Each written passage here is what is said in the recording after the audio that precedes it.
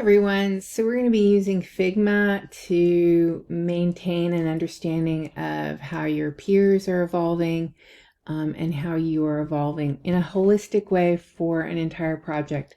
So instead of a progress critique where you would only be looking at their work at that end of the project, you're going to be able to see their project all the way through. And you can see that I actually made a comment here talking about the structure. So you're only required to do that progress critique, but you will be able to see how the project evolves. So you can see down here from the sketches to review 1 and review 2, there was a big leap.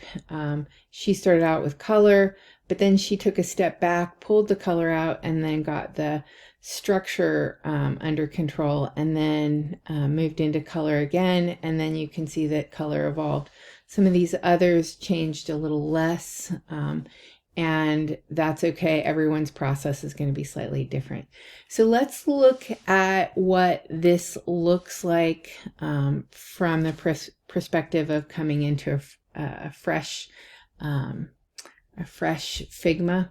So you're going to see that your groups are already going to be defined. So these are groups. This is the group for project 1, and this is a group 1, and this is the group 2, and this is group 3 and group 4.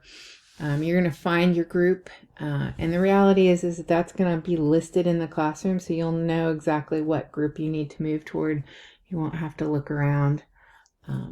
So that's something to look forward to under that first post. So let's look at what kinds of, oh, by the way, you're also going to see project 1, 2, 3, and 4. So we're going to use the same Figma for all 4 projects that you're going to be doing this semester. And every one of my classes does 4 projects. So let's take a look at this and what you're going to be expected to do and how you're going to need to flesh it out. So first of all, if I need to zoom in, if I hit Command, and if you're on a Mac, you probably have a magic mouse or a trackpad. So if you're on a trackpad, you just move your finger in and out on the trackpad while holding down Command, and if you're on a mouse, then you can just do that on the very top of your mouse. If you're on a PC, you're going to use Control instead of Command. In general, when you hear me talk about key commands and Command is being used for Mac, then you should know that if I say Command for Mac, it's Control for PC.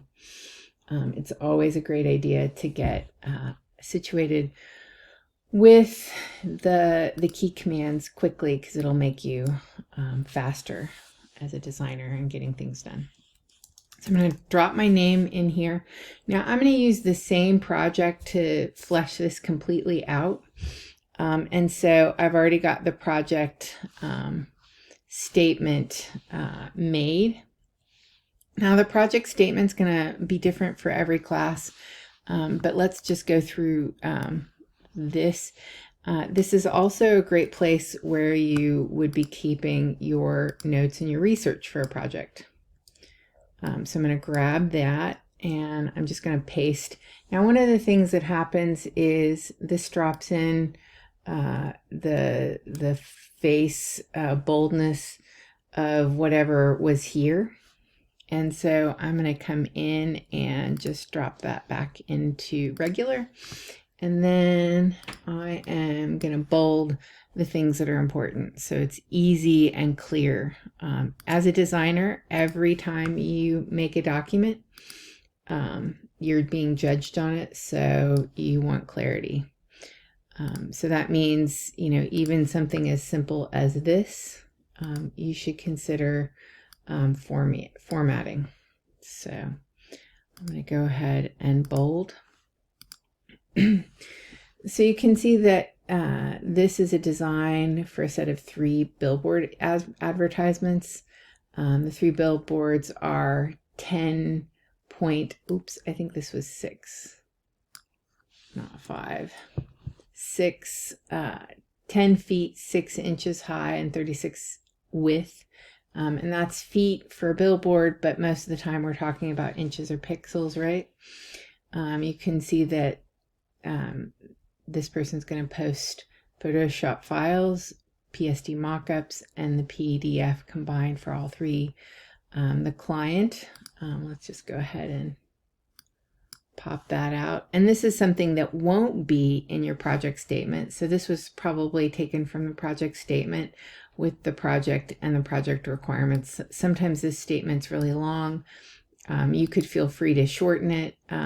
You know, this is really important because it allows you to go back and remind yourself what you're going to be doing. So your client is going to be Spotify, and you're going to highlight the best application features and current top artists in a manner that stays consistent with the well-established brand identity Spotify has. And so other things that you might put in here are, you might drop in your grids or your mood boards or your research goals or your fonts you're planning on using or keywords that you're planning on using, or color palette that you wanted to investigate, or color palettes. So think of this as like an ongoing research document. Whenever you work as a designer, you're going to have a project statement where it defines everything that you're going to need. And so you're just doing this for yourself. You're putting together this project statement so that you know that if this was an 8.5 by 11 poster, you have it right there. You don't have to go back into that project statement and go find it. If you had thoughts about how you wanted to move forward, you could jump on this Figma and jot them down so that you don't forget them. So when you came back in the project, you had them there. So when it comes to dropping these images in, for sketches, it's not going to be that big a deal because they're going to be image based, and you're probably going to have photographs from your phone or scans that you've made already in. But we're going to pretend that they were a PDF, and we're going to do screenshots. So for a Mac, all we're going to do is hit Command-Shift-4, and then we're going to grab screenshots. Now, for a PC, that's going to be a little different. You're just going to hit print screen. And I think that for the most current Windows, it's going to allow you to indicate exactly what you're grabbing. If it doesn't, you guys are going to have to take the next step and open that file up. It's going to send it to your clipboard, so you're going to need to paste it immediately. Whereas for Mac, we can make endless screenshots, and what it does is, for me, it just drops it onto my hard drive, and all I have to do is drop that file onto Figma, and then I'm going to hold down Shift to scale it so that it fits within that window. Now, the thing about Figma is I can scale this really, really small. Let's just duplicate these. So the same keys that we use to duplicate in, for example, Illustrator, we can duplicate in Figma. So you've been given a lot of small space. So if you have a lot of sketches, for example, that's okay, because I can zoom in and see everything in great detail. I'm not going to lose anything, and I can zoom out. You're also going to be posting your sketches to the classroom, and so it's you're going to be posting them in a journal, and so I'll be able to see them there. The only place that your peers will be able to see your work, however, is in Figma. And again, this is a requirement. This is not optional. If you don't post this, if you don't post to Figma, your grade will decrease. So let's say we get our sketches in and we have 6. And then we're going to go back in to our document, and this is the second review. And so I'm going to hit Command-Shift-4. I'm going to just grab the designs really quickly.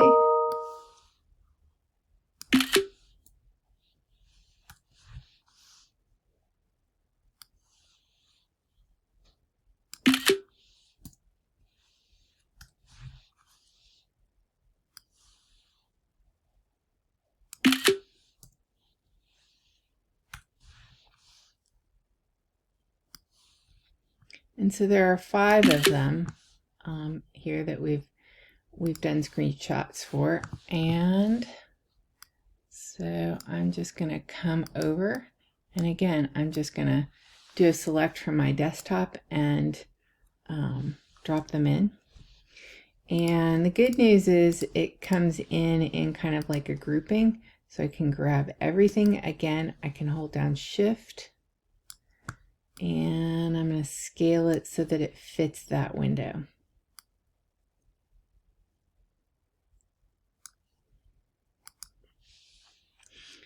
So the thing that I love about this is that we can see that they have played with type on this design. And so these are our 2 options for those and how they have changed a little bit. And you can see that there's a lot of color diversity between. So let's go look at the progress critique. So let's take a look at what happened for the progress critique. So again, we are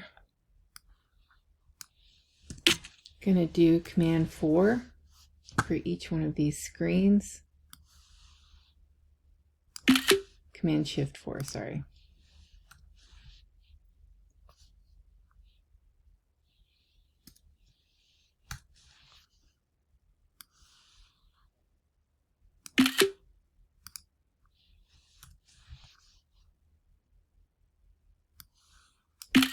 Oops, that one was not all the way.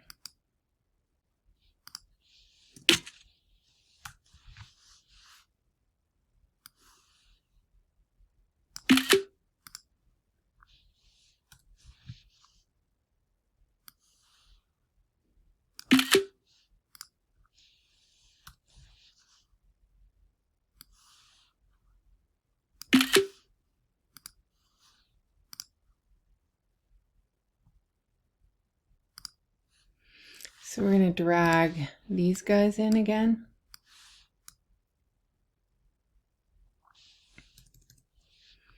And again, we're going to grab the things that came in as a group, and we're going to scale it so that it fits within that project, that progress critique window. And again, that progress critique window is going to be slightly larger because for most projects you might have more work and your final will be a little larger. So you can see a little bit of movement between here. This is where each of you would come in and you'll put your name here and you'll do your final critique for your peers. And then I've also got a window that is actually labeled, and then you'll post your final project. Again, let's just pop that open. So this is her final project. So we're going to just grab, and we can see that there was kind of a big shift between this one and the progress critique.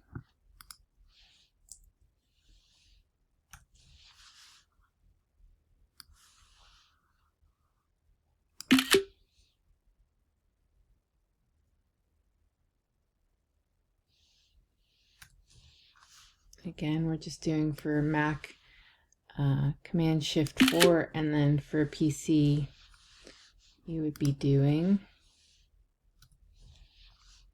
screen print, and then it should give you the opportunity, and it's going to send it to your clipboard, which means that you're going to automatically need to post it. So we can see that this is where her PSD mockups come in.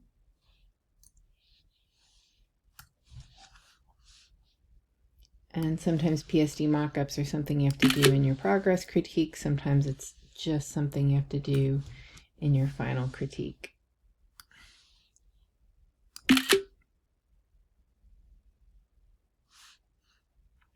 So now that we have all of those saved to a hard drive, we're going to just drop them all in. Again, for a Mac, it's drag and drop. But for a PC, you're probably going to end up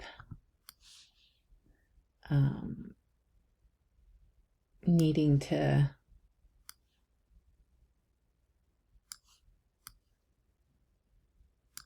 paste it from your clipboard. So you can see that I'm lining these up so that they are in relationship to each other. Oops, didn't grab that last one. I'm holding down Shift to grab that. These are very much like all of the other design softwares that you're using, and so very applicable to the Adobe Cloud in terms of key commands. I'm just holding down Shift. And actually some of Adobe's you don't have to hold down Shift anymore. That's actually something that happened in the past.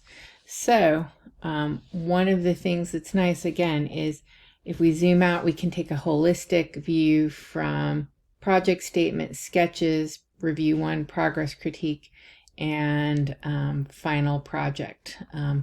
I promise that this will seem like old, something that you've done forever. The longer that you are here, you can see that somebody's already playing around in it, which is kind of exciting. You'll actually be able to see people moving in and out of the classroom as we are doing work in there at any given time, depending on who's logged in. And I can actually see that she's logged in and active. So that's also kind of an exciting thing for me. All right. Thank you. And again, feel free to have or send me any questions. I think this is going to come really naturally, and it's going to give us, like I said, a very holistic understanding of your project and your peers' project. And I think it will allow us to move faster and more effectively through feedback. Thank you.